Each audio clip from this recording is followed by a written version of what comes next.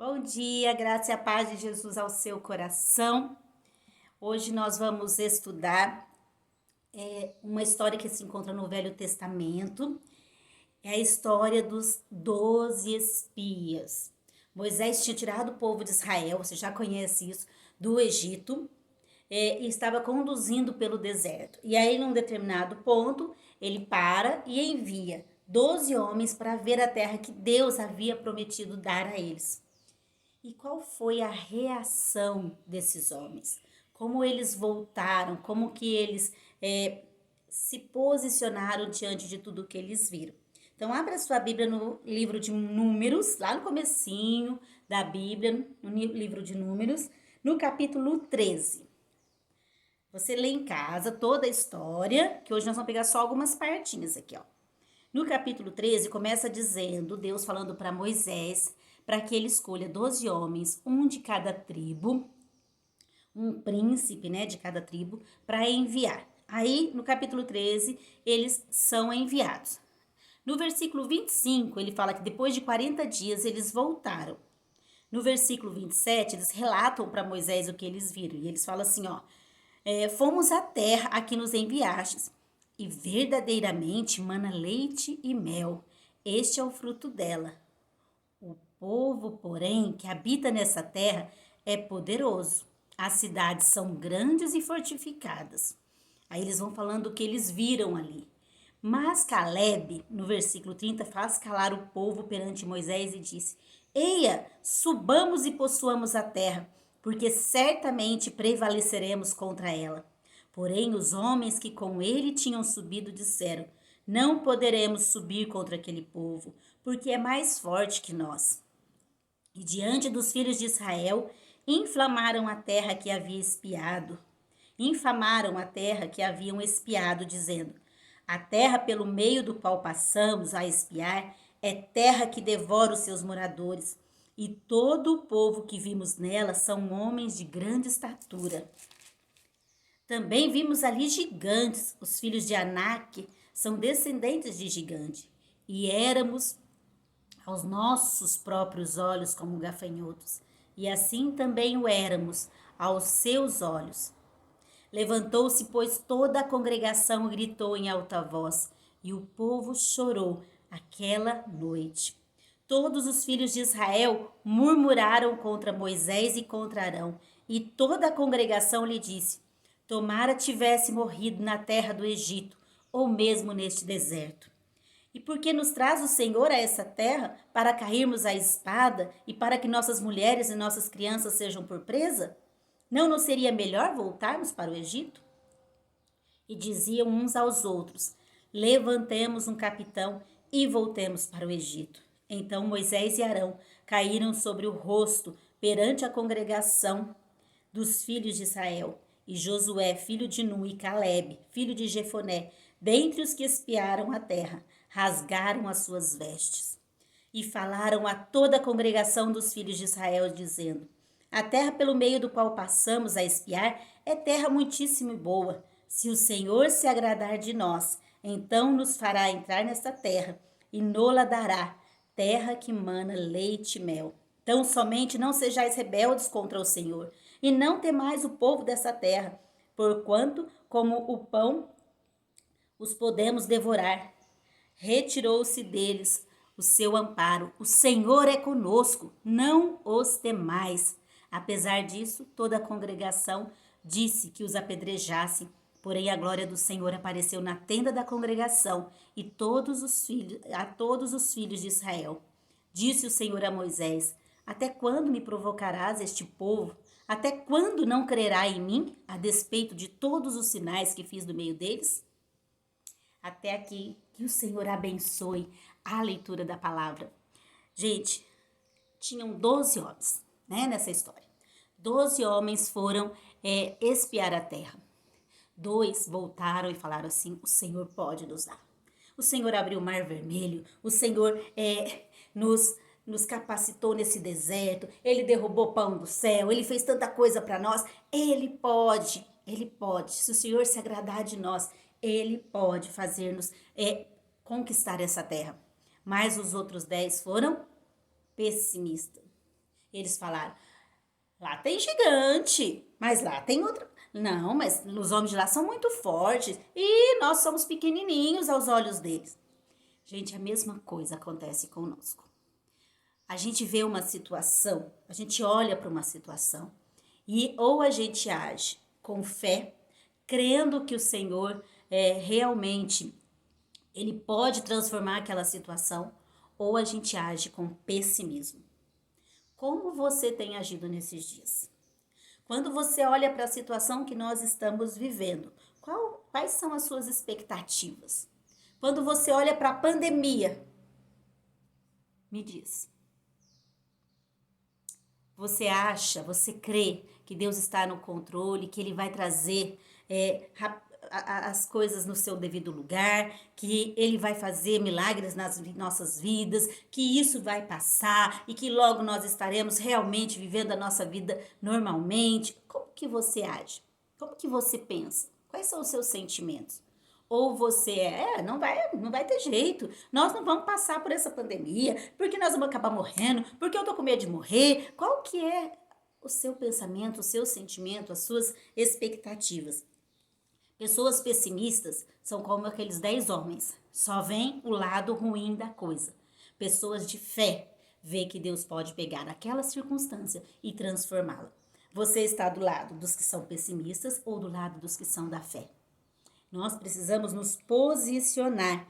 Nós precisamos olhar a vida, não pelo lado sombrio e obscuro, mas olhar a vida pelo lado de Deus. Como que Deus vê?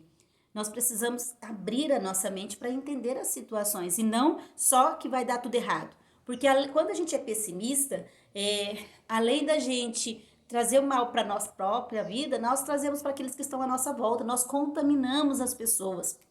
Né? O pessimista, ele tem a tendência de fazer o quê? Ele aumenta o problema, aumenta os defeitos dele e ele minimiza as qualidades, as coisas boas. Então, nós precisamos aprender, né? Olha só o que o pessimismo leva. De acordo com essa história, o pessimismo leva as pessoas ao desespero. Quando a gente começa a dizer, a situação não vai mudar, a coisa não vai passar, não vai melhorar, a pandemia vai chegar na minha casa, eu vou morrer, a minha família, eu vou perder gente que eu amo, você vai ficando louco e você vai colocar isso na sua cabeça. E, gente, não sei vocês, mas se eu começar a pensar demais desse jeito, eu começo a imaginar até as pessoas que eu amo num caixão. E a hora que eu vejo, eu tô lá chorando que nem uma doida, sendo coisa que nem aconteceu. Então, pessimista leva ao desespero. E leva não só ele, mas ele leva. Por isso que às vezes porque a gente começa a pensar coisas que nem aconteceram. Que foi o que aconteceu com o povo de Israel. O povo começou a chorar e a gritar.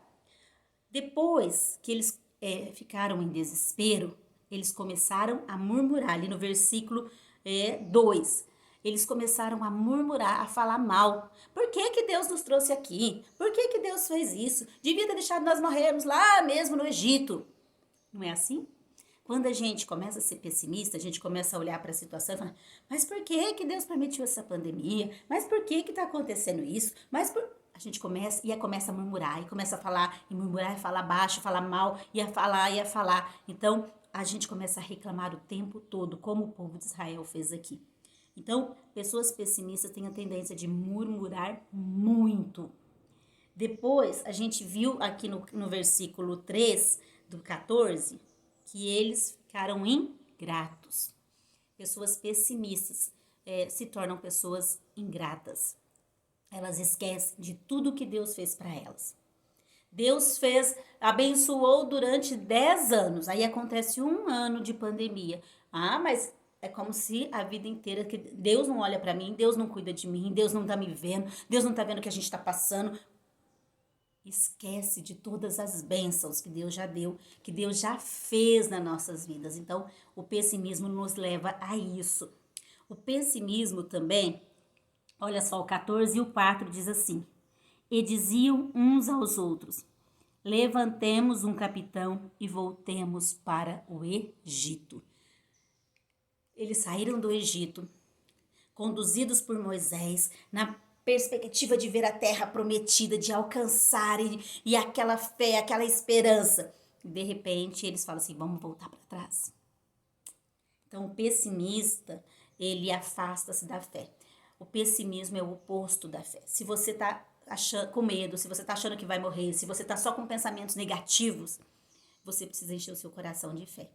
É porque você está fraco, você não está com esperança, você não está com fé de que Deus vai agir, de que as coisas ainda vão mudar, de que ainda há um futuro, né? Você está guardado nas mãos de Deus, nós não podemos esquecer disso. E o pessimista, ele enfraquece o coração. Olha o versículo 13 e 31, diz assim: porém os homens com quem ele tinha subido disseram, não podemos subir contra aquele povo, porque é mais forte que nós. A fé vai enfraquecendo, o coração dele vai ficando fraco, ele já não crê mais que ele pode vencer aquela situação. Então, ser pessimista é isso, olhar o lado sombrio das coisas e não olhar pelo lado de Deus, né? E mais uma coisa, ser pessimista gera sentimento de inferioridade. Eles olharam para aqueles homens, eles falaram, olha, eles são grandes, eles são altos. A visão deles ficou distorcida. Eles esqueceram de que Deus estava ao lado deles. E eles falam assim no versículo 33, olha aqui.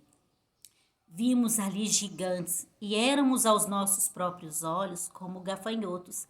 E assim também o éramos aos seus olhos. Quem disse para eles que o povo de lá achava que eles eram como gafanhotos, que eles eram fraquinhos, que eles... Quem falou isso para eles?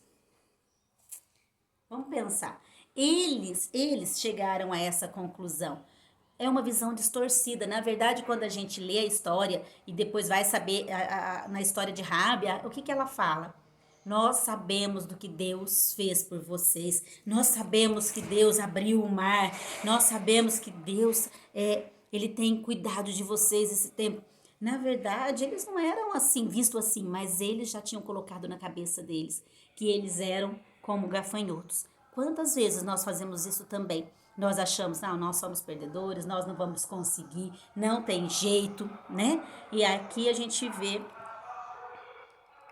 que eles fizeram isso. Como vencer o pessimismo? Vamos lá.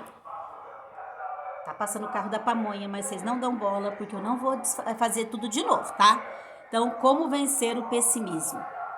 Reinterprete os seus pensamentos. Questione sempre se determinado pensamento ruim faz sentido e avalie quais as chances de que ele se torne realidade. Gente, às vezes não tem nada, às vezes nós não estamos... É um pensamento que vem que não tem cabimento, que não tem nenhuma chance de acontecer e nós estamos sofrendo. Quantas vezes, quando eu era muito pessimista, eu matei pessoas no meu pensamento. Porque eu ficava imaginando, se meu marido morrer, como que vai ser minha vida? E eu via a pessoa no caixão, eu começava a sofrer, a chorar, depois eu falava, gente, então para e pensa nos seus pensamentos. Tem cabimento o que você está pensando? Tem lógica, sabe? Tem gente que está falando assim, eu vou morrer de Covid, mas você está sentindo alguma coisa? Não tem nenhum sintoma, não está sentindo nada e está sofrendo por uma coisa que não aconteceu. Então, nós temos essa tendência, por causa do nosso pessimismo, de sofrermos por coisas que nem aconteceram, né? Outra coisa, administre suas expectativas. Uma pessoa frustrada demais acaba gerando pensamentos pessimistas. Então, você coloca no seu coração, fala, olha, a pandemia vai acabar até setembro. Não vai acabar até setembro. Você colocou isso. Aí quando chega lá, você fica, porque não acaba mesmo, porque não tem jeito, porque, sabe? Administre suas expectativas. Às vezes a gente coloca expectativas demais em pessoas ou em coisas que não vão cumprir. Né? Às vezes a gente coloca uma expectativa tão grande no marido ou na esposa que ela não tem capacidade de cumprir. E aí a gente, a hora que não cumpre, a gente fica, eu sabia que não ia dar certo, sabia que não ia fazer, sabia. Então, pense, administre isso. Seja grato por tudo que Deus fez na sua vida, por tudo que Ele faz. Lembre das coisas que Ele fez, porque quando nós lembramos, a gente fala, nossa, Deus é bom demais para mim. Não tem motivo para eu ser pessimista. Olhe a vida com os olhos de Deus. Caleb e Josué olharam para aquilo e falaram assim, ó, Deus é poderoso, Deus pode dar, Deus faz o sobrenatural, Ele fez até agora, Ele vai continuar fazendo, nós não precisamos, ei, subamos, vamos conquistar. É assim que nós temos que olhar a vida com os olhos de Deus e não com os olhos do pessimista, olhar a vida com Deus pode fazer, Ele já fez, Ele faz o sobrenatural na minha vida, Ele vai continuar fazendo, sabe? Creia, creia, creia, creia. E Josué e Caleb, se depois vocês leem a história, eles foram os únicos que entraram na terra prometida, porque eles creram. Então, aquele que crê recebe as bênçãos de Deus, aquele que crê recebe as promessas de Deus, aquele que crê, ele está ali junto com Deus, ele olha as coisas com o olhar de Deus. Agora, o pessimista não, o pessimista abandona a fé, ele passa a olhar as coisas do ponto de vista dele e não de Deus, e aí ele perde as bênçãos de Deus. Então, às vezes a gente está sofrendo, às vezes a gente está passando porque a gente está olhando do ponto de vista humano. Pare de assistir tanto noticiário de televisão sobre gente que morreu. E comece a ouvir coisas que vão edificar a sua vida. Comece a ouvir coisas que vão trazer a bênção de Deus para a sua vida. Uma vez eu ouvi uma história de duas mulheres, uma pessimista e uma otimista. A pessimista chegou e falou assim, menina do céu, eu estou quebrada, a minha vida tá num buraco. Ó, eu vou te dizer, parece que passou um ônibus em cima de mim. A otimista virou e falou assim, menina, eu também acho que eu tô quebrada. Eu vou te falar uma coisa, a minha vida, eu tô com muitos problemas, muitos. Parece que passou um ônibus em cima de mim. Mas sabe de uma coisa? Eu resolvi me levantar e dirigir o ônibus. É isso. Tem aquele que vai ser pessimista, que vai ficar lá caído, mas tem aquele que vai levantar e vai dirigir o ônibus. E vai crer, e vai buscar, e vai olhar com os olhos de Deus. Seja otimista, levante e dirija o ônibus. Que a graça de Jesus, o amor do Pai e a comunhão do Espírito esteja nesse dia com você. Amém?